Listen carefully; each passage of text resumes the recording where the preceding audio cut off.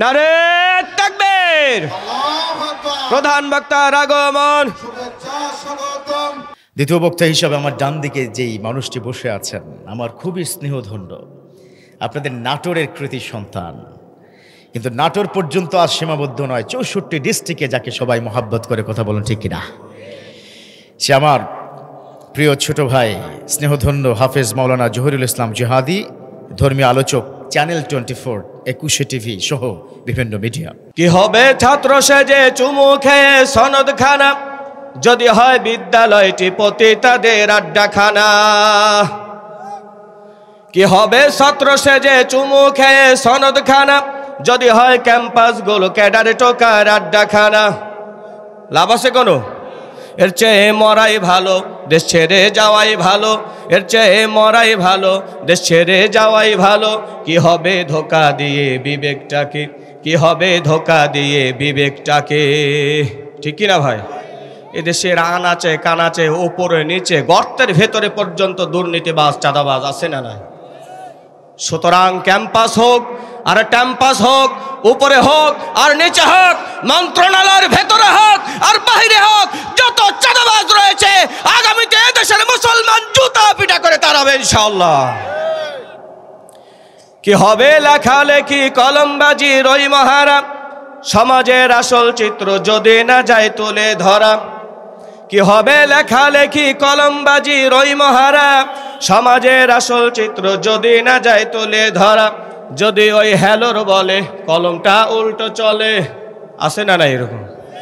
যত অপরাধ করুক কিচ্ছু আসে যায় না, খালি ফোন দিয়ে বলবে আমার দলের লোক, কথা কয় না। এই হ্যালো দিয়ে আর লাভ হবে? আগামীতে বাংলাদেশ, এদেশের মানুষ এইরকম আর দেখতে চায়। All man are equal in the eye of law of Islam. ইসলামের দৃষ্টিতে ধনী গরিব, উঁচু নিচু, কালো সাদা সবাই হচ্ছে এক সমান। আওয়াজ দিয়ে বলুন ঠিক কিনা? সুতরাং হ্যালো দিয়ে আর লাভ হবে? যদি ওই হ্যালোর বলে কলমটা উল্টো চলে, যদি ওই ঘুষের বলে ক্যামেরা উল্টো চলে, তবে কি যাবে রোখা দুর্নীতিকে? যাবে? কি হবে বেঁচে থেকে অযথা বিদ্যা শিখে, যদি না গড়তে পারি শোষণবিহীন সমাজটাকে? কি হবে বেঁচে থেকে? আলহামদুলিল্লাহ, আজকের মাহফিলের সম্মানিত সভাপতি জনাব মোহাম্মদ আব্দুল করিম বাবু, প্রধান উপদেষ্টা অত্র জামে মসজিদ, সম্মানিত প্রধান অতিথি জনাব অ্যাডভোকেট এম রুহুল কুদ্দুস তালুকদার দুলু, সাবেক এমপি, সাবেক মন্ত্রী ও সদস্য জাতীয় নির্বাহী কমিটি বাংলাদেশ জাতীয়তাবাদী দল বিএনপি,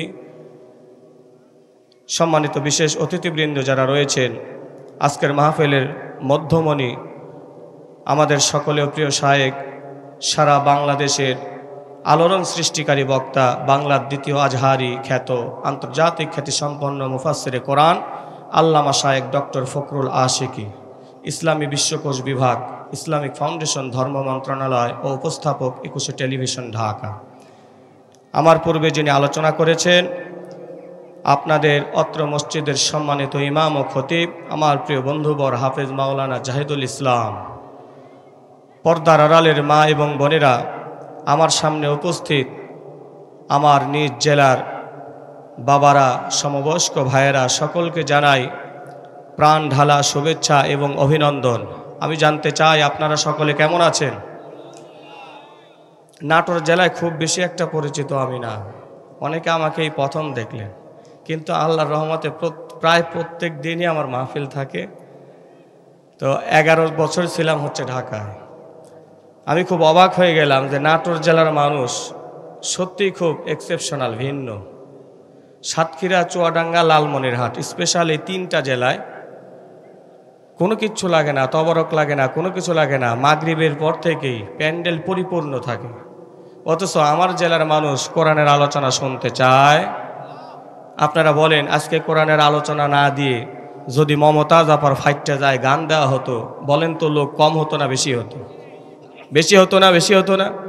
অথচ দেখেন প্যান্ডেলের বাহিরে যারা ঘোরাফেরা করছে, ইচ্ছা করে ঘোরাফেরা করছে, এই মানুষগুলো কোরআনের সাথে বেয়াদবি করছে কি করছে না বলেন? এই পৃথিবীতে শুধুমাত্র দল আছে 2টা। কয়টা? আওয়াজ দিয়ে বলতে হবে কয়টা? একটা হচ্ছে হিজবুল্লাহ, আল্লাহর দল, আরেকটি হচ্ছে হিজবুশ শয়তান, শয়তানের দল। আর কোনো দল নাই, বাকি যত দল আছে সব মানব রচিত দল। এই মুহূর্তে প্যান্ডেলের ভেতরে সামিয়ানার নিচে যারা বসে আছে, আপনার আওয়াজ দিয়ে বলুন তো এরা কার দল? আওয়াজ দিয়ে বলতে হবে কার দল। আর যারা ইচ্ছা করে বাহিরে ঘোরাফেরা করছে, আপনারাই বলুন তারা কার দল। একটু জোরে বলতে হবে কার দল? শয়তানের দল নাকি? আমরা আল্লাহর দলে থাকতে চাই না শয়তানের দলে থাকতে চাই? আল্লাহর দলে কারা কারা থাকতে চান? দুহাত তুলে আল্লাহকে দেখান, আর একটা তাকবীর দেন, নারে তাকবীর, নারে তাকবীর। আল কোরআনের আলো, আল হাদিসের আলো, আলেম ওলামা যেখানে, চিটার বাটপার যেখানে আসি বলছেন নাকি কেউ? আবার আল্লাহ পাক হেফাজত করুক, বলেন আমিন। কোরআনকে সংসদ ভবনে নিতে হলে আমাদেরকে 5টি কাজ করতে হবে। কয়টি?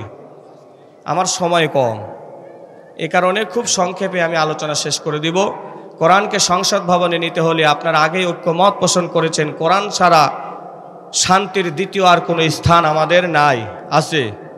খুতবার ভিতরে যে আয়াতটি তেলাওয়াত করেছি সূরা সফের 61 নম্বর সূরা সফের 9 নম্বর আয়াত তেলাওয়াত করেছি। আল্লাহ পাক বলেছেন হুয়াল্লাযী আরসালা রাসূলাহু, আর তিনি তার রাসূলকে পাঠিয়েছেন বিল হুদা।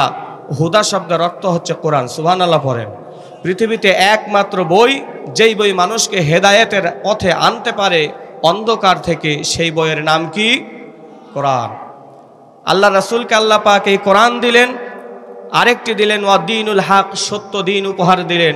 আপনারা আওয়াজ দিয়ে বলুন তো সত্য দিনের নাম কি? আওয়াজ দিয়ে বলতে হবে সত্য দিনের নাম কি?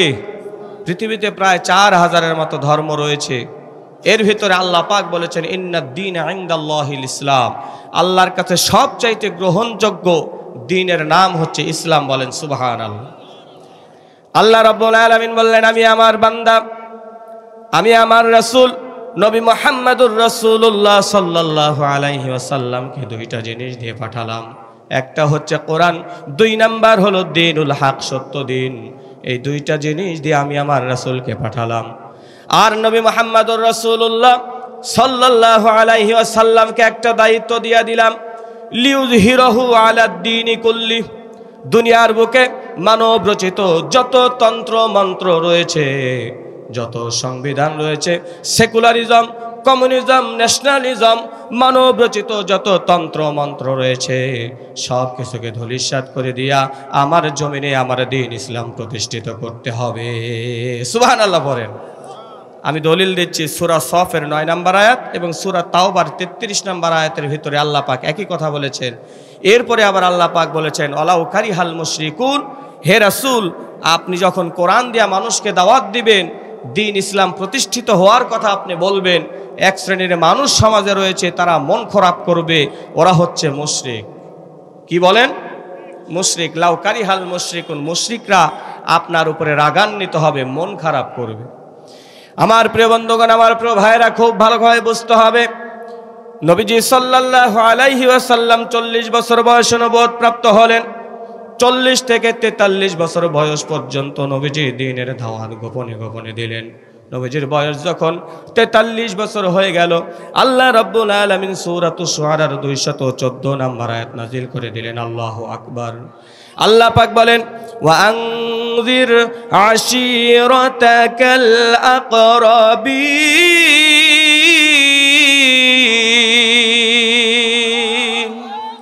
আল্লাহ পাক বললেন হে রাসূল 40 থেকে 43 বছর বয়স পর্যন্ত আপনি গোপনে গোপনে দ্বীনের দাওয়াত দিয়েছেন, আর আপনাকে গোপনে গোপনে দ্বীনের দাওয়াত দিতে হবে না।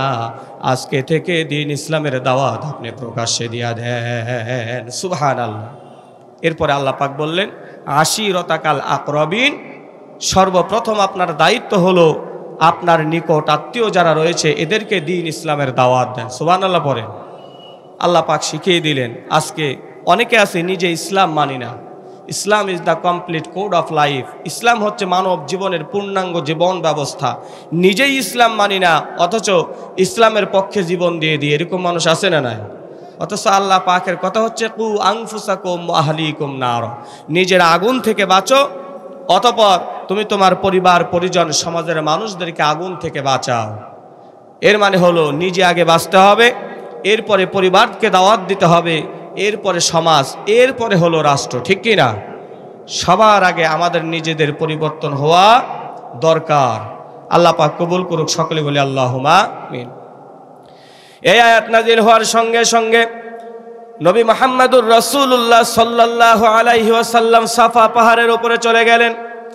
যাওয়ার পরে নবীজি ডাকতেছেন, ইয়া সাবাহা, ইয়া সাবাহা, কে কোথায় আছো তোমরা তাড়াতাড়ি চলে আসো, সাফা পাহাড়ের নিচে তোমরা চলে আসো।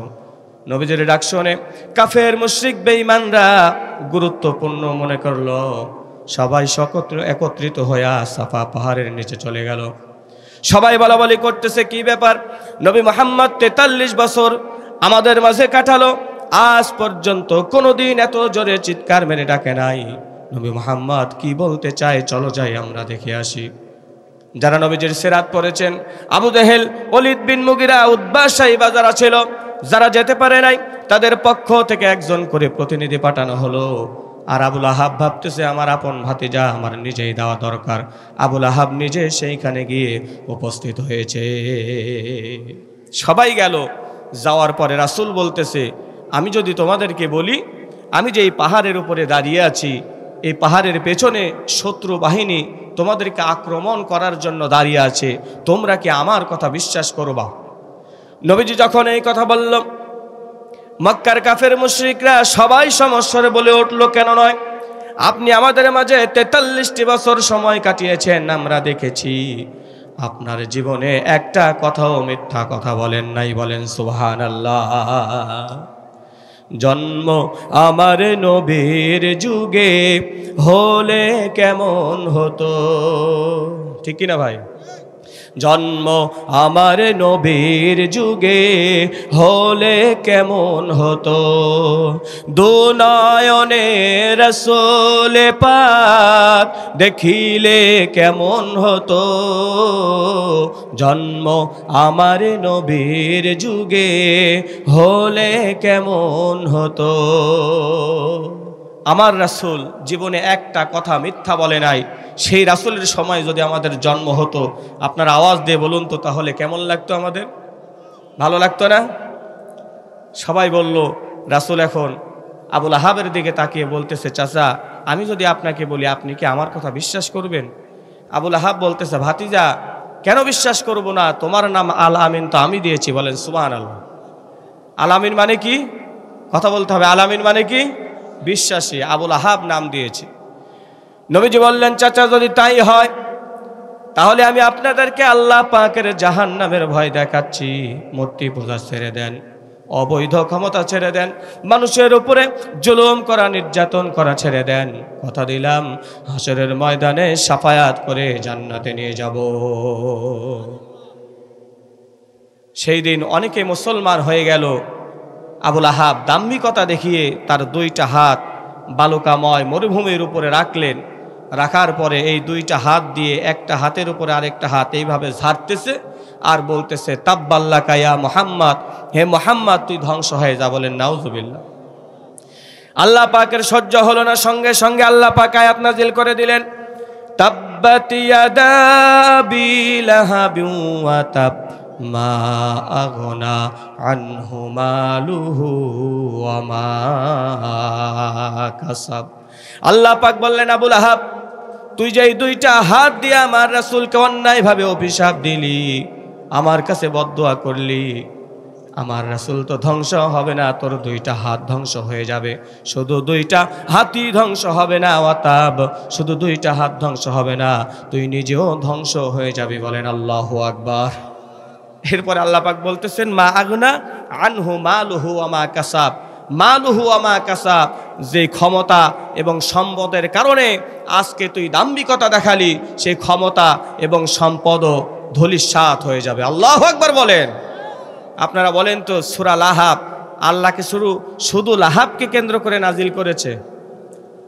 শুধু লাহাবকে কেন্দ্র করে কিন্তু নাজিল করে নাই। কিয়ামত পর্যন্ত যত স্বৈর শাসক আসবে, যত আবুল আহাব, আবু জেহেলের নাতি পুতি আসবে, সকলকে কেন্দ্র করে আল্লাহ পাক এই সূরা নাজিল করেছেন। বলেন আল্লাহু আকবার। এর বাস্তব উদাহরণ আছে না নাই? যারা হজ করতে গিয়েছেন তারা একটা জিনিস লক্ষ্য করেছেন, আমার রাসূলের বাড়ি আর আবুল আহাবের বাড়ি একেবারে পাশাপাশি। রাসূলের বাড়ি হাজিদের জন্য লাইব্রেরি করা হয়েছে, সুবহানাল্লাহ পড়েন। আর আবুল আহাবের বাড়ি হাজিদের জন্য টয়লেটে রূপান্তর করা হয়েছে। আল্লাহু আকবার বলেন। কিসে রূপান্তর করা হয়েছে? আওয়াজ দিয়ে বলতে হবে, কিসে? টয়লেট। ইতিহাস সাক্ষী, অতীতে যারা ইসলামের বিরুদ্ধে গিয়েছে, কোরআনের বিরুদ্ধে গিয়েছে, রাসূলদের বিরুদ্ধে গিয়েছে, আলেম ওলামাদের বিরুদ্ধে গিয়েছে, আল্লাহ পাক তাদেরও অফিসখানা বাংলাদেশের মুসলমানদের জন্য টয়লেটে রূপান্তর করে দিয়েছে। সুতরাং ইউ শুড বি কেয়ারফুল, আপনাকে অবশ্যই সতর্ক হতে হবে। ইসলামের বিরুদ্ধে কেউ গিয়ে আজ পর্যন্ত দাঁড়িয়ে থাকতে পারে? কথা বলেন, পারে? নাই। ল্যাংরা মশা দিয়া বিদায় যিনি করেছেন তিনি কে? কাকে বিদায় করা হয়েছে জানেন তো আপনারা? নমরুদকে। পানির ভিতরে সুবায়া সুবায়া মেরেছেন কাকে? ফেরাউনকে। ওই ইতিহাস থেকে শুরু করেন না আজ পর্যন্ত যারাই ইসলামের বিরুদ্ধে গিয়েছে, যারা কোরআনের শাসন চায় নাই, ইসলামের শাসন চায় নাই, একটা স্বৈর শাসকে বাংলার জমিনে টিকতে পারে? বাংলার জমিনে তো দূরের কথা, সারা পৃথিবীতেই টিকতে পারে নাই, ঠিক কি না ভাই?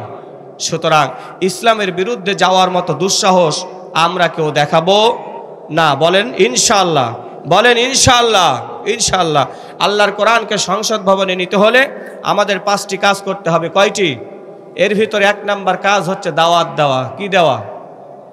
অনেক মানুষ আজকে কোরআন বুঝে না। নামাজ পড়া ফরজ, হজ করা ফরজ, যাকাত দেওয়া ফরজ, সব ফরজ মেনে নয়। ইনিল হুকমু ইল্লা লিল্লাহ আলা লাহুল খালকু ওয়াল আমর। আল্লাহর জমিনে আল্লাহর দিন বাস্তবায়ন করা ফরজ। আল্লাহর এই আয়াতগুলো তারা মানে না। আছে না নাই? সব মানতে চায়, এটা তারা মানতে চায় না। এর মানে বোঝা গেল ভেতরে তাদের ভেজাল আছে না নাই? কথা বলেন, ভেজাল আছে না নাই? ভেজাল দূর করতে হলে কোরআনের আলোয় আলোকিত হতে হবে আপনাকে। কারণ আল্লাহ পাক অন্ধকার থেকে নিয়ে আসার জন্য এই কোরআনকে নাজিল করেছেন। বলেন সুবহানাল্লাহ। আল্লাহ রাব্বুল আলামিন বলেন, কিতাবুন আনজালনাহু ইলাইকা লিতুখরিজান নাসা মিনাল যুলুমাতি ইলান নূর।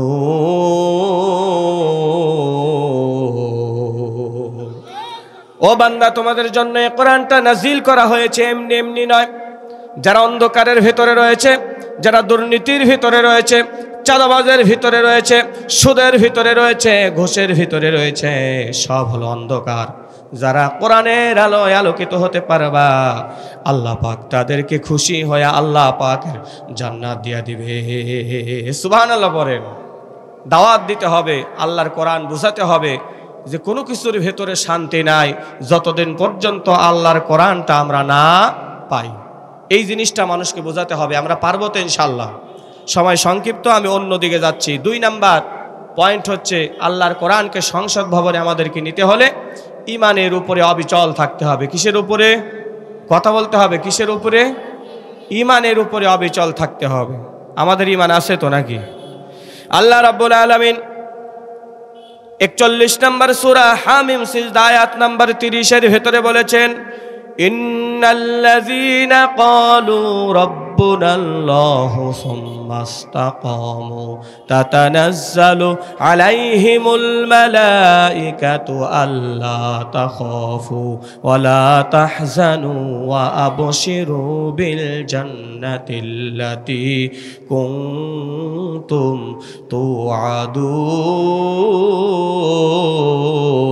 তুআদুন। আল্লাহ পাক বললেন, ইন্নাল্লাযীনা, নিশ্চয় যারা, ক্বালু বলে, রব্বুনাল্লাহ, আমাদের রব হলো আল্লাহ। আমাদের রব কে? আমাদের রব আল্লাহ। এই কথা বলার পর সুম্মা ইসতাকামু, ওই কথার উপরে অবিচল থাকে, তাতানাজ্জালু আলাইহিমুল মালাইকা, ওই মানুষটা জীবনের অন্তিম মুহূর্তে যখন চলে আসে, মৃত্যুর সন্নিকটে যখন চলে আসে, আর কোনো উপায় থাকে না, আল্লাহর কাছে ফিরে যেতে হবে। ওই সময় আল্লাহ রব্বুল আলামিন আরশ থেকে বান্দার জন্য ফেরেশতা নাজিল করে দেয়। সুবহানাল্লাহ বলবেন না? এই ফেরেশতারা আসার পরে বলে, আল্লাহ তাখাফু ওয়া লা তাহজানু, কোনো ভয় নাই, কোনো চিন্তা নাই, কোনো আফসোস করবেন না। ওয়া আবশিরু বিল জান্নাতিল্লাতী কুনতুম তুআদুন, রুহের জগতে আল্লাহ রাব্বুল আলামিন আপনাদেরকে যেই জান্নাতের গ্যারান্টি দিয়েছিলেন, দুনিয়ার বুকে আসবেন, আল্লাহর হুকুম মানবেন, মানার পর ইন্তেকাল করবেন, তারপরে আল্লাহ পাক জান্নাত দিবেন। যেই জান্নাতের গ্যারান্টি আল্লাহ রাব্বুল আলামিন দিয়েছিলেন, ওই জান্নাত আপনার জন্য অপেক্ষা করছে। সুবহানাল্লাহ পড়েন। কিন্তু শর্ত হলো আমাদের ঈমানের উপরে অবিচল থাকতে হবে। কিসের উপরে? বাংলাদেশের মানুষের ঈমান খুব দুর্বল, সব ঠিক আছে, শুধুমাত্র একটা সার একটা পান দিলে ঈমান বিক্রি হয়ে যায়, আছে না নাই? ঈমান হতে হবে সাহাবীদের মতো। কাদের মতো? কথা বলতে হবে কাদের মতো? হযরতে হানজালা রাদিয়াল্লাহু তাআলার ঘটনা আপনারা জানেন। হযরতে হানজালার বয়স ছিল মাত্র 21 বছর। কত বছর? 21 বছর বয়সে তিনি বিবাহ করেছেন, স্ত্রীর সাথে মেলামেশা হয়েছে, সহবাস হয়েছে, গোসল তার উপরে ফরজ হয়েছে। ইতিমধ্যেই বাহিরে কে যেন বলছে আল জিহাদ ফি সাবিলিল্লাহ। আল্লাহু আকবার বলেন। আল্লাহর রাস্তায় জিহাদের জন্য বের হয়ে যাও। হযরতে হানজালা রাদিয়াল্লাহু তাআলা আনহু আর একটু সহ্য করতে পারলেন না। গোসল করতে তিনি ভুলে গেলেন, স্ত্রীর কাছে দৌড় দিয়া গেলেন। যাওয়ার পরে বলতেছে, ও আমার স্ত্রী, তুমি আমাকে তরবারিটা দাও আর আমাকে ক্ষমা করে দাও। হযরতে হানজালা রাদিয়াল্লাহু তাআলা আনহু তার স্ত্রীর কপালে একটা চুমা দিলেন, দিয়ে বলতেছেন, ও আমার স্ত্রী, যুদ্ধের ময়দান থেকে আমি যদি গাজী হিসাবে ফিরে আসি, তোমার সাথে দুনিয়ার বুকে আমার দেখা হয়ে যাবে। আর যদি যুদ্ধের ময়দানে আমি শহীদ হয়ে যাই, আল্লাহর জান্নাতে তোমার সাথে আমার দেখা হয়ে যাবে। হানজালার স্ত্রী বলতেছে, স্বামী গো, সবে মাত্র আজকে বিয়ে হলো, বাসর হলো, আপনার উপরে গোসল ফরজ হয়েছে, আপনি গোসল করে যান। হযরতে হানজালা রাদিয়াল্লাহু তাআলা আনহু বলতেছে, গোসল করব কেমনে? আমি শুনতে পেলাম উহুদের ময়দানে আমার নবীজি নাকি শহীদ হয়েছে, যেই নবীর জন্য আমি আমার জীবনকে উৎসর্গ করে দিয়েছি, দুনিয়ার বুকে বাঁচতে চেয়েছি, সেই নবী যদি না থাকে দুনিয়ার বুকে আমি বাঁচতে চাই না, গোসল করার দরকার নাই। ও আমার স্ত্রী, মন খারাপ করো না, তুমি আমাকে বিদায় দাও। স্ত্রীর কাছ থেকে বিদায় নিয়ে উহুদের ময়দানে তিনি চলে গেলেন। উহুদের ময়দানে যাওয়ার পরে হযরতে হানজালা রাদিয়াল্লাহু তাআলা আনহু কাফেরদের বিরুদ্ধে যুদ্ধ করতেছে। যুদ্ধ করতে করতে অসংখ্য কাফেরদেরকে দুনিয়ার বুক থেকে ইতিমধ্যেই বিদায় করে দিয়েছেন, জাহান্নামের টিকিট ধরিয়ে দিয়েছেন। আমার প্রিয় বন্ধুগণ, আমার প্রিয় ভাইরা, ভালো করে বুঝতে হবে, যুবক ভাইরা ভালো করে বুঝতে হবে, হযরতে হানজালা রাদিয়াল্লাহু তাআলা আনহুর বয়স মাত্র 21 বছর।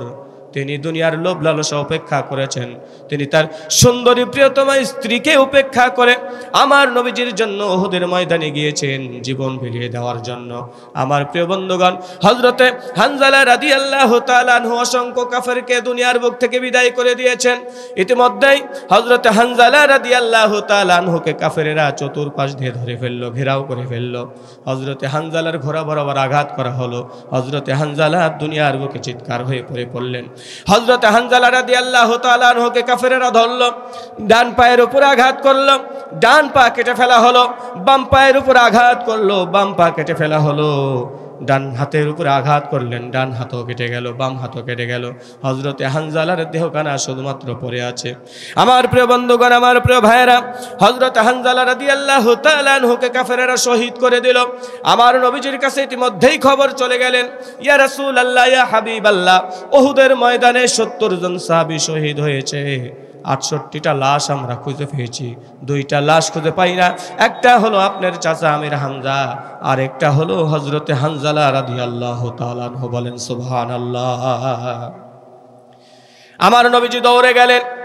যাওয়ার পরে আমার নবীজি নিজে নিজে খুঁজতেছেন, সবাই মিলে খুঁজতেছেন, কিন্তু হানজালার লাশ পাওয়া যায় না।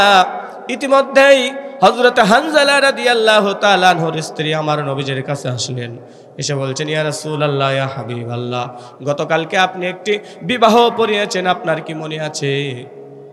আমার নবীজি বললেন, হ্যাঁ, গতকালকে হানজালার বিবাহ আমি পড়িয়েছি।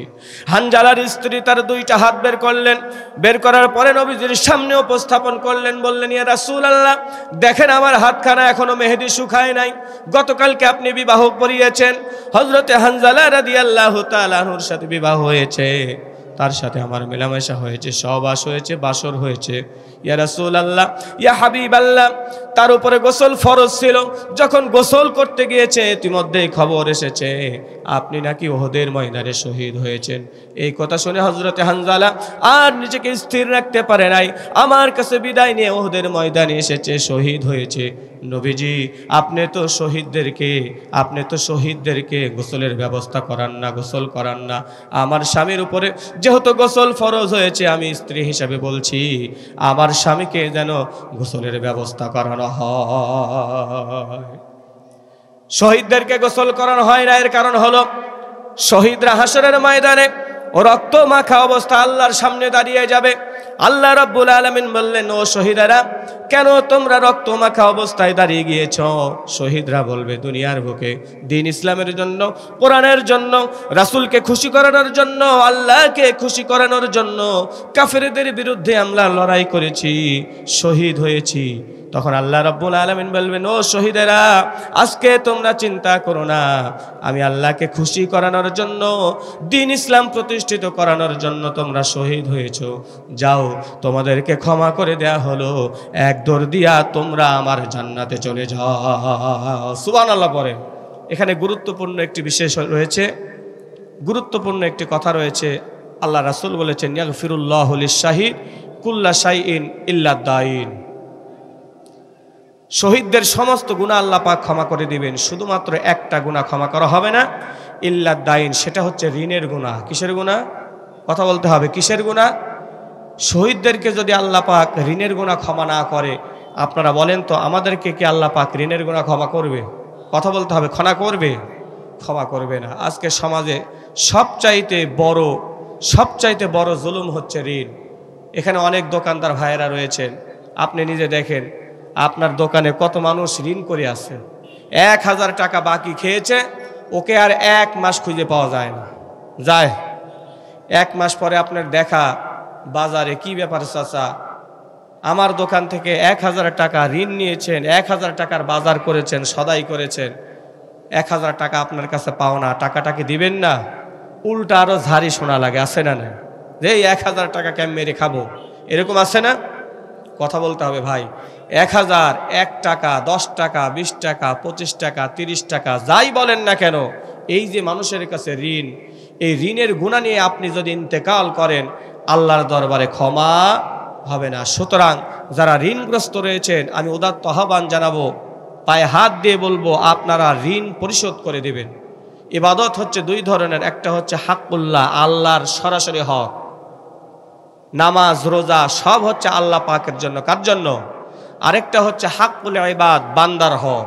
কোন মানুষ যদি বান্দার হক নষ্ট করে, বান্দার হক যদি সে নষ্ট করে ফেলে, হাসরের ময়দানে আল্লাহ পাক তাকে ক্ষমা করবেন না, সেই বান্দার কাছেই তাকে ক্ষমা চাইতে হবে।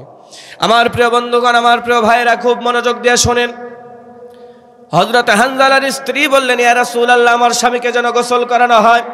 হযরত হানজালা রাদিয়াল্লাহু তাআলা আনহু গোসল করানো হয়, এই কথা বললেন।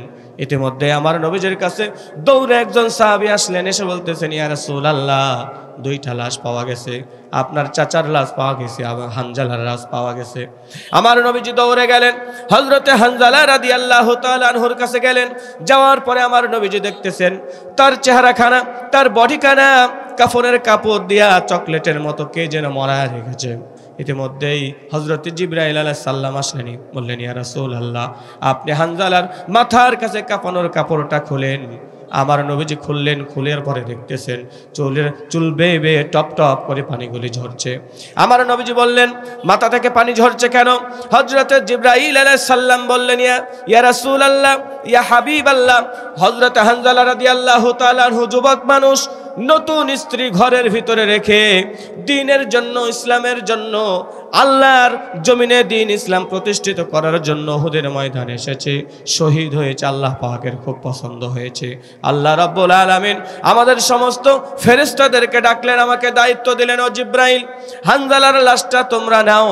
হানজালার লাশটা নেওয়ার পরে তোমরা উপরে নিয়ে আসো, হাউজে কাউসারের পানি দিয়া তার গোসলের ব্যবস্থা করিয়ে দাও। সুবহানাল্লাহ বলেন। জিবরাইল আলাইহিস সালাম বললেন, ইয়া রাসূলুল্লাহ, আল্লাহর দেওয়া অর্ডার সঙ্গে সঙ্গে কয়েকজন ফেরেশতা সঙ্গে করে নিয়া হানজালার লাশটা আমরা আসমানে নিয়ে গিয়েছি, হাউজে কাউসারের পানি দিয়া তার গোসলের ব্যবস্থা করিয়েছি। সুবহানাল্লাহ পড়েন। দেখেন ঈমান কি, ঈমানের পথে অবিচল থেকে আমার মরণ যেন হয়। বলেন না একটু, ঈমানের পথে অবিচল থেকে আমার মরণ যেন হয়। তোমারই কাছে মিনতি আমার, তোমারই কাছে মিনতি আমার, মহামহিম দয়াময়। ঈমানের পথে অবিচল থেকে আমার মরণ যেন হয়। বলেন আমিন। সাহাবীদের মতো ঈমান যেন আল্লাহ পাক আমাদের মজবুত করে দেয়। বলেন আমিন। আমার প্রিয় বন্ধুগণ, আমার প্রিয় ভাইয়েরা, আসলে একটা কথা বলতে বড় দুঃখ লাগে যে আমরা যারা মুসলমান রয়েছি সবাই জন্মগতভাবে মুসলমান। কিভাবে ভাই বলেন? নামাজ পড়ে না এক ওয়াক্ত, বিড়ি খায় 5 ওয়াক্ত, এরকম মুসলমান আছে না নাই? সারা বছর নামাজ আদায় করে না, কিন্তু কুরবানির সময় আসলে গোশত নিয়ে মারামারি শুরু করে, এরকম মুসলমান আছে না নাই? এই যে বাবা মুসলমান, মা মুসলমান, জন্ম হয়েছে মুসলমানের ঘরে, এই সূত্রে মুসলমান, কিন্তু মুসলমানের নিয়ম কানুন আমরা মানি না। আসলে ইসলামটা প্রতিষ্ঠিত করতে গিয়ে আমার রাসূল সাল্লাল্লাহু আলাইহি ওয়াসাল্লাম কি পরিমাণ নির্যাতিত হয়েছিল, কি পরিমাণ জুলুমের শিকার হয়েছিল, আমাদের দরকার আছে না নাই? আমরা তো শুধুমাত্র রেডিমেড ইসলাম পেয়েছি। আমার নবীজির বয়স 50তম বছর। কত বছর? খুব ভালো করে শুনতে হবে। কত বছর? 50তম বছর। আমার নবীজির 50তম বছরে এসে তার চাচা আবু তালেব, প্রিয়তমা স্ত্রী খাদিজাতুল কুবরা রাদিয়াল্লাহু তাআলা আনহা, দুইজনই মারা গেলেন। রাসূলের উপরে জুলুম, অত্যাচার, নির্যাতন আরো বেড়ে গেল। আমার নবীজি মক্কার জমিনে থাকতে না পেরে তাইফের ময়দানে গিয়েছেন দ্বীনের দাওয়াত দেওয়ার জন্য। কোথায়? তাইফের ময়দানে গেলেন, দ্বীনের দাওয়াত দিলেন। আমার নবীজি 10 দিন, কয় দিন? 10 দিন দাওয়াত দিয়েছেন। 10মতম দিন তাইফের লিডাররা আমার নবীজিকে ডাকলেন, ডেকে বলতেছেন, মুহাম্মদ, তাইফের ময়দানে দাওয়াত দেওয়ার দরকার নাই, মক্কায় চলে যাও। আমার নবীজিকে তাইফের ময়দান থেকে তাড়িয়ে দেওয়া হচ্ছে। আমার নবীজি মনের ব্যথা, বেদনা, কষ্ট নিয়ে মক্কার দিকে আমার নবীজি রওনা দিয়েছেন। ইতিমধ্যেই তাইফের ছোট্ট ছোট্ট সন্তানদেরকে ডাক দিয়ে বলা হলো, ছোট্ট ছোট্ট ছেলে মেয়েরা, ওই দেখো পাগল যায়, পাগলকে তোমরা আঘাত করো। ছোট্ট ছোট্ট সোনামণিরা হাতের ভিতরে নুরি পাথর নিয়ে আমার নবীজি সাল্লাল্লাহু আলাইহি ওয়াসাল্লামকে এমন জোরে আঘাত করেছেন, আমার নবীজির দেহ থেকে দ্বীন ইসলাম প্রতিষ্ঠিত করতে যাওয়ার জন্য রক্ত পর্যন্ত ঝরেছে। ইসলামকে প্রতিষ্ঠিত করার জন্য আমার রাসূলের দেহ থেকে রক্ত পর্যন্ত ঝরেছে। জিবরাইল আলাইহিস সালাম আসলেন, এসে বলছেন, ইয়া রাসূলুল্লাহ, এই তায়েফবাসী আপনার দেহ থেকে রক্ত ঝরিয়েছে, আল্লাহ পাকের সহ্য হচ্ছে না, আপনি একটা বার অর্ডার দেন, সাফা মারওয়া পাহাড় নিয়ে তায়েফবাসীকে দুনিয়ার বুক থেকে ধূলিসাৎ করে দিতে চায়। আমার নবীজি বললেন, জিবরাইল, তায়েফবাসীকে যদি দুনিয়ার বুক থেকে তুমি বিদায় করে দাও, কার কাছে আমি দ্বীনের দাওয়াত দিব? সুবহানাল্লাহ পড়েন। ওয়ামা আরসালনাকা ইল্লা রাহমাতাল লিল আলামিন।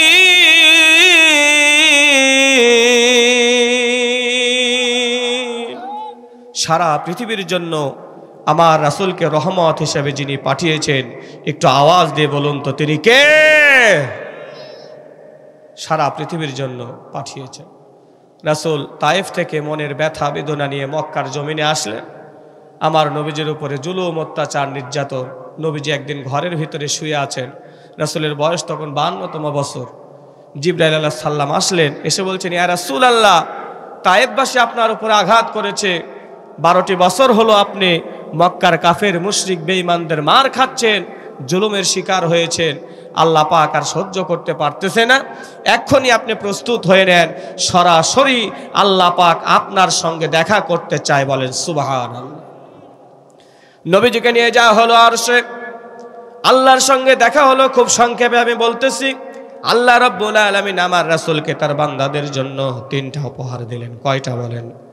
3টা উপহার দিলেন। এর ভিতরে 1 নম্বর উপহার দেওয়া হলো 5 ওয়াক্ত নামাজ।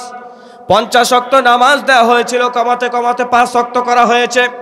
আপনার আওয়াজ দিয়ে বলুন তো, আমাদের সমাজের মানুষগুলোকে 5 ওয়াক্ত নামাজ আদায় করে?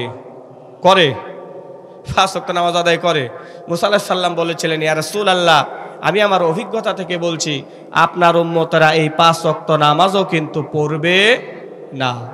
মুসা আলাইহিস সালাম ভুল বলেছিলেন। এই 5 ওয়াক্ত নামাজ বান্দার উপরে ফরজ করা হয়েছে। 5 ওয়াক্ত নামাজ আমাদের পড়ার দরকার আছে না নাই? মুসলমান হিসেবে পড়ার দরকার আছে না নাই? বান্দা যখন নামাজ আদায় করে, ওয়াসজুদ ওয়াকতারিব, যখন সেজদা দেয়, বান্দা আল্লাহর নিকটবর্তী হয়ে যায়। বলেন আল্লাহু আকবার। আল্লাহর নিকটবর্তী যদি কেউ হতে চান, নামাজে ওযু করে দাঁড়িয়ে যান।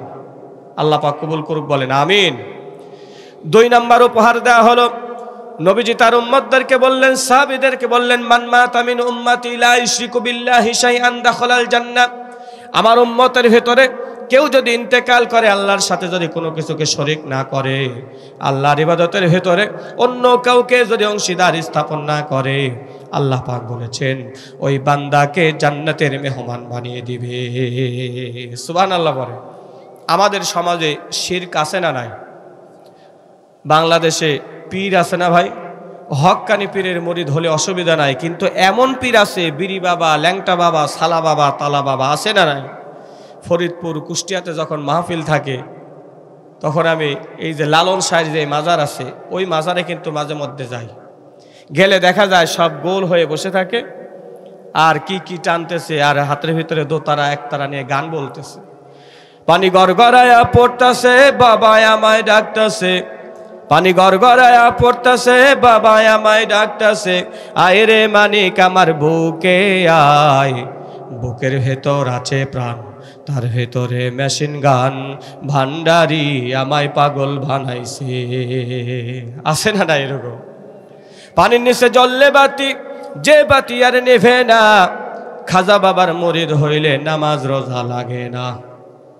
এই গানগুলো কিন্তু তারা বলে। বিশ্বাস না হলে অনলাইনের যুগ, আপনারা ইউটিউবের ভিতরে ঢোকেন, ঢুকে আমি মিথ্যা বলছি কিনা আপনারা প্রমাণ করেন।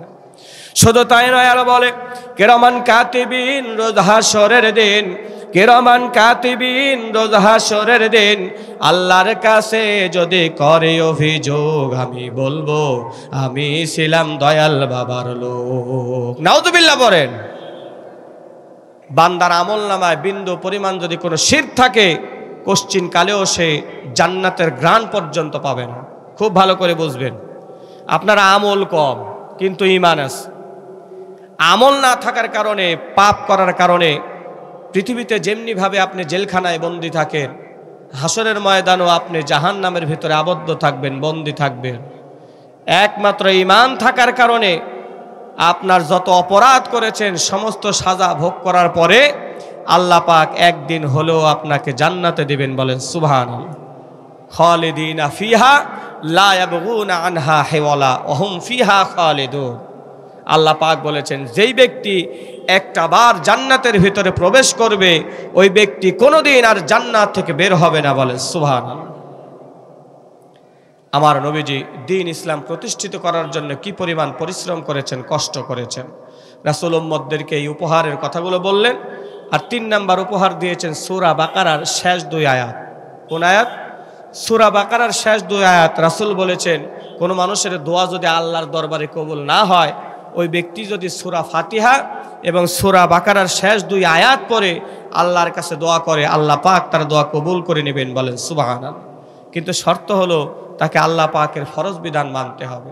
নামাজ পড়ে না, রোজা করে না, আল্লাহর দোয়া বিধিবিধান মানে না, শুধুমাত্র দোয়া করলেই কবুল হবে?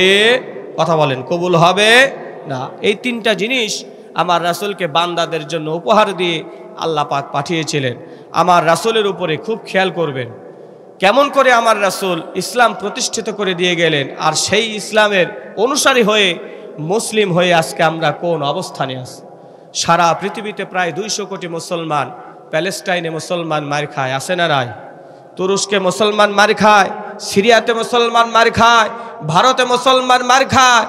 একমাত্র একটাই কারণ, মুসলমান আল্লাহর দেওয়া সংবিধান থেকে দূরে সরে গিয়েছে। যতদিন পর্যন্ত মুসলমান না আবার আল্লাহর দেওয়া সংবিধান বুকের সাথে জড়িয়ে ধরতে পারবে, আল্লাহর কসম করে বলছি, এই মুসলিম জাতি কোনোদিন শান্তি পাবে না, এই মুসলমান জাতি কোনোদিন হারানো গৌরব ফিরে পাবে না। দিন ইসলাম কেমন করে আমার রাসূল প্রতিষ্ঠিত করে দিয়ে গেলেন। আমার রাসূলের উপর হাইরে জুলুম, অত্যাচার, নির্যাতন।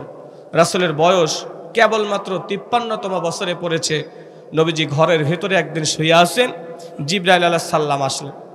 জিবরাইল আলাইহিস সালাম আসলেন, এসে বলছেন, ইয়া রাসূলুল্লাহ, ইয়া হাবিবাল্লাহ, মক্কার পরিবেশ ভালো নয়, আর আপনাকে মক্কার জমিনে থাকা যাবে না।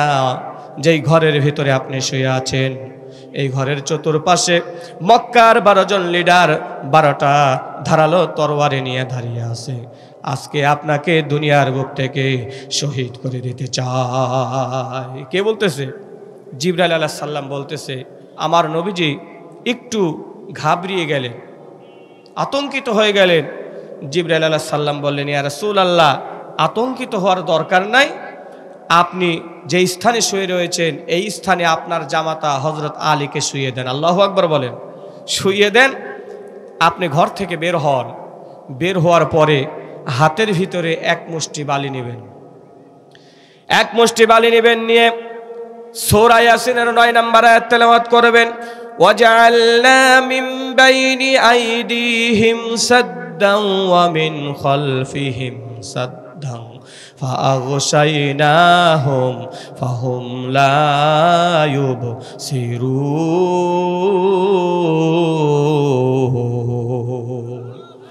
জিবরাইল আলাইহিস সালাম বললেন, ইয়া রাসূলুল্লাহ, এই আয়াতটি আপনি তেলাওয়াত করবেন। বিসমিল্লাহ বলে বালির ভিতরে ফু দিয়া উপরে শুধুমাত্র ফেনকে দিবেন। যত কাফের রয়েছে ওদের চোখে মুখে পৌঁছে দেওয়ার দায়িত্ব আমি জিবরাইলের। সুবহানাল্লাহ পড়ে আমার নবীজি বের হলেন, তাই করলেন। এই আয়াতটি তেলাওয়াত করে বিসমিল্লাহ বলে বালির ভিতরে ফু দিয়া উপরে নিক্ষেপ করলেন। সঙ্গে সঙ্গে কাফেরদের চোখে মুখে পৌঁছে দেওয়া হলো। আমার নবীজি আর দেরি করলেন না, আবু বকরের বাড়িতে চলে গেলেন। আবু বকরের বাড়িতে যাওয়ার পরে দরজা আলতো করে করাঘাত করলেন। সঙ্গে সঙ্গে আবু বকর রাদিয়াল্লাহু তাআলা আনহু ঘরের দরজাটা খুলে দিল। বললেন, লাব্বাইকা ইয়া রাসূলুল্লাহ, ইয়া রাসূলুল্লাহ, আমি উপস্থিত হয়ে গেছি। আমার নবীজি বললেন, আবু বকর রে, এত তাড়াতাড়ি কেমন করে তুমি ঘরের দরজা খুলে দিলা? তুমি কি ঘুমাও নাই? আবু বকর বলতেছে, ইয়া রাসূলুল্লাহ, আজ থেকে প্রায় 2 মাস পূর্বে আপনি একদিন আমাকে বলেছিলেন মক্কার পরিবেশ তেমন ভালো নয়, যে কোনো মুহূর্তে মক্কার জমিন ছেড়ে আমাদেরকে মদিনায় চলে যেতে হবে। ইয়া রাসূলুল্লাহ, ইয়া হাবিবাল্লাহ, আমি আবু বকর আল্লাহর নামের কসম করে বলতেছি, সেই দিন থেকে এক মুহূর্তের জন্য রাত্রিবেলা ঘুমাই নাই। আমার নবী আবু বকরকে বললেন, আবু বকর, এক মুহূর্ত আর দেরি করা যাবে না। আবু বকরকে সঙ্গে করে নিয়ে আমার নবীজি মক্কা থেকে মদিনার উদ্দেশ্যে রওনা দিলেন। তিরমিজি শরীফের হাদিসের ভেতরে এসেছে, আমার নবীজি যখন বাইতুল্লাহর সামনে গেলেন, বাইতুল্লাহর সামনে যাওয়ার পর বাইতুল্লাহর দিকে আমার নবীজি তাকিয়ে আছেন। অজর ধারায় আমার নবীজি কান্না করতেছেন। আমার নবীজি বাইতুল্লাহকে ডাক দিয়ে বলতেছে, বাইতুল্লাহ রে, সারা পৃথিবীতে তুমি হলো আমার কাছে শ্রেষ্ঠতম ঘর। আমি তোমার আঙিনায় 53 বছর সময় কাটিয়েছি। আমি তোমাকে ছাড়তে চাই নাই। মক্কার কাফের মুশরিক বেঈমানরাই মক্কার জমিনে আমাকে থাকতে দিল না। বাইতুল্লাহর দিকে তাকিয়ে আমার নবীজি কান্না করতেছেন।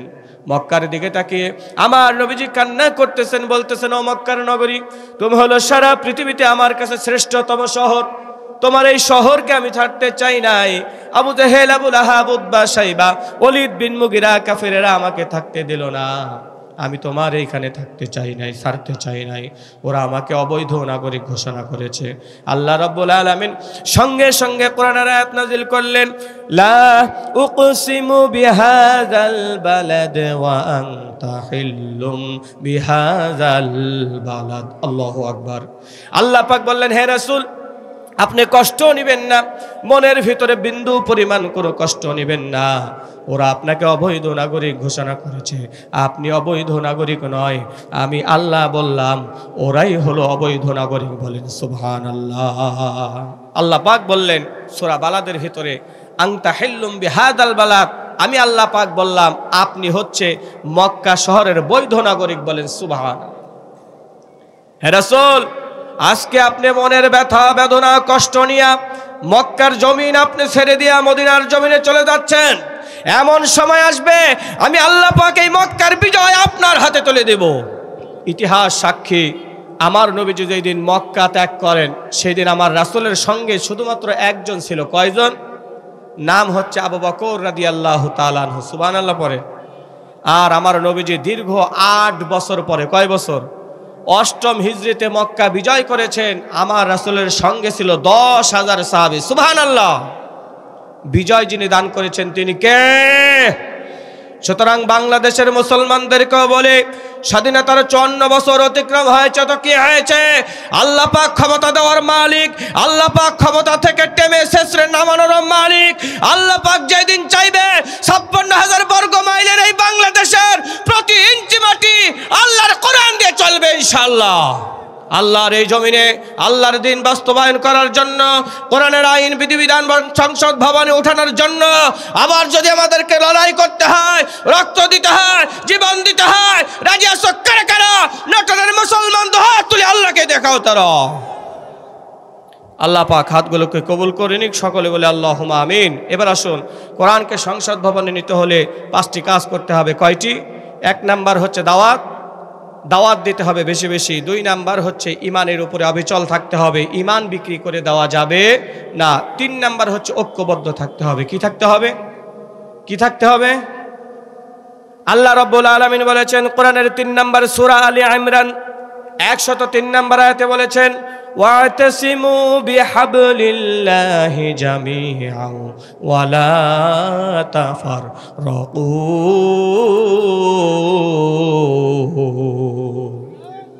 তোমরা সবাই ঐক্যবদ্ধভাবে আমি আল্লাহ পাকের দিনকে তোমরা আবদ্ধ করে নাও, আঁকড়ে ধরো। লা তাফাররাকু, তোমরা পরস্পর পৃথক হয়ে যেও না, পরস্পর পৃথক হয়ে যেও না। আজকে দেখেন টঙ্গী ইস্তেমার ময়দানে কিছুদিন পূর্বে নিজেদের ভিতরে 2টা গ্রুপ, নিজেরা আমরাই তো ভাই ভাই নাকি বলেন, 2 গ্রুপ মারামারি করে 3 জন পর্যন্ত শহীদ হয়ে গেল। কাফের মুশরিক বেঈমানরা পেছন থেকে খালি হাত তালি দিচ্ছে যে ওরাই মরছে, কথা কয় না, ওরাই মরছে, আমাদের আর দরকার হলো না। ঐক্যবদ্ধ জাতি আমাদের দরকার আছে না নাই? বাংলাদেশে 92% মুসলমান, এটা মানুষ বলে, কিন্তু এটা আমার বিশ্বাস হয় না। আমি বলি বাংলাদেশে 92% মুনাফিক। এর কারণ হলো 92% মুসলমানের তো দরকার হয় না, 52% মুসলমান হলেই তো আল্লাহর কোরআন জায়গা মতো চলে যায়, ঠিক কি না? অথচ 92% মুসলমান, নাম মাত্র মুসলমান, কাজে মুসলমান নয়। ইসলামের সবচাইতে বেশি ক্ষতি করেছে মুনাফিক, কথা কয় না। মুনাফিকদের কারণে উহুদের যুদ্ধে আমার রাসূল পরাজিত হয়েছে। আব্দুল্লাহ ইবনে উবাইয়ের নেতৃত্বে 300 জন মুনাফিক উহুদের ময়দান থেকে পালিয়ে গিয়েছিল, আমার রাসূল পরাজিত হয়েছে। মুনাফিকরা মদিনার সমস্ত খোঁজখবর আবু জেহেল আবুল আহাবের কাছে পাঠিয়েছিল, আর তা না হলে 8ম হিজরি প্রয়োজন হতো না, আরো আগেই মক্কা বিজয় হয়ে যেত, ঠিক কিনা? সুতরাং মুনাফিকদেরকে আমাদেরকে চিহ্নিত করতে হবে। মুনাফিক যারা রয়েছে সাবধান করে দিচ্ছি, কোরআনের বিরুদ্ধে, ইসলামের বিরুদ্ধে যদি যাও, এদেশের মুসলমান জুতা পিটা করে তাড়াবে ইনশাআল্লাহ। কে কওমি, কে আলিয়া, কে হেফাজত, সরমনাই, ফুরফুরাই, আটরশি, কোনো কিচ্ছু বুঝি না। আমরা সবাই মুসলমান, আমাদের একটা পরিচয় হচ্ছে আমরা সবাই মুসলমান, ঠিক কিনা? মুসলমান জাতি আজকে যদি আমরা ঐক্যবদ্ধ হতে না পারি, সামনে আরো বিপদ আছে না নাই? কথা বলতে হবে, আছে না নাই? সুতরাং ঐক্যবদ্ধর কোনো বিকল্প নাই। আল্লাহ পাক আমাদের সকলকে কবুল করুক, বলেন আমিন। তাহলে কোরআনকে সংসদ ভবনে নিতে হলে কয়টি কাজ করতে হবে? 5টি। আবার বলছি, আই রিপিট এগেইন। দাওয়াত দেওয়া 1 নাম্বার, 2 নাম্বার হচ্ছে ইমানের উপরে অবিচল থাকা, 3 নাম্বার হচ্ছে ঐক্যবদ্ধ থাকা, 4 নাম্বার হচ্ছে পড়াশোনা করা। অনেকে মনে করতেছেন পড়াশোনা করা এটা আবার কেমন কথা বলল? সাতক্ষীরার এক মাহফিলে আমি জিজ্ঞাসা করেছিলাম শ্রোতাদেরকে, আপনারা বলেন তো আল্লাহ পাক বান্দাদের উপরে সর্বপ্রথম ফরজ করেছেন কি? সবাই বলতেছে হুজুর নামাজ। কি বলেন? কথা বলেন কি? নামাজ। এই কথা বলল। আমার পাশে একজন বসা ছিল, তিনি একজন দাখিল মাদ্রাসার সুপার, তিনি বসা ছিলেন, তার নাম আমি বলছি না। আমি বললাম, বাজান আপনি বলেন তো দেখি। তিনিও বলল নামাজ। আপনারা বলেন তো আল্লাহ পাক সর্বপ্রথম বান্দার উপরে যে আয়াত নাজিল করেছেন, এই আয়াতটা কি? ইকরা বিসমি রব্বিকাল্লাযী খালাক, সূরা আলাকের প্রথম 5 আয়াত, ঠিক কিনা ভাই? তার মানে হলো কোরআনের সর্বপ্রথম শব্দ হচ্ছে ইকরা, you have to read for your creator. সুবহানাল্লাহ পড়েন। যে মহান প্রভু আপনাকে সৃষ্টি করেছে সেই প্রভুর নামে পড়তে হবে। আল্লাহু আকবার। অনেকে বলে জানার নাম ইসলাম না, মানার নাম ইসলাম। ভুল কথা। আপনি যদি নাই জানেন তাহলে মানবেন কেমন করে? আর পড়াটাকে আল্লাহ পাক ফরজ করেছেন, তলাবুল ইলমি ফারিদাতুন আলা কুল্লি মুসলিম, প্রত্যেক মুসলমান নর নারীর উপরে দ্বীন ইসলাম শিক্ষা করা ফরজ যিনি করেছেন, আওয়াজ দিয়ে বলতে হবে তিনি কে? আজকে যদি আপনার সন্তান, খেয়াল করেন পড়ার কি গুরুত্ব।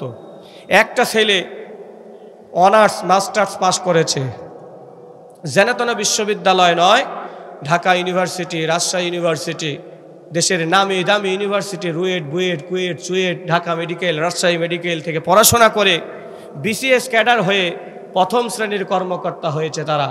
আপনারা বলেন তো তারা কি এদেশের টাকা আত্মসাৎ করে নাই? কথা বলতে হবে, করে নাই? কাস্টমসের এক অফিসারের সন্তান 15 লাখ টাকা দিয়ে একটা ছাগল কিনেছিল, ইতিহাস আপনারা ভুলে গেছেন। তাহলে কাস্টমসের যে কর্মকর্তা উনি কিন্তু প্রথম শ্রেণীর কর্মকর্তা। এমনি এমনি হয় নাই, তিনি গ্র্যাজুয়েশন কমপ্লিট করে দিন রাত পরিশ্রম করে পড়াশোনা করে তারপরে বিসিএস ক্যাডার হয়েছেন। দেখেন এত শিক্ষা বুদ্ধি তিনি অর্জন করেছেন, করার পরে দেশের টাকা আত্মসাৎ করে কানাডার বেগম পাড়ায় বাড়ি ঘর বানিয়েছে। আছে না নাই?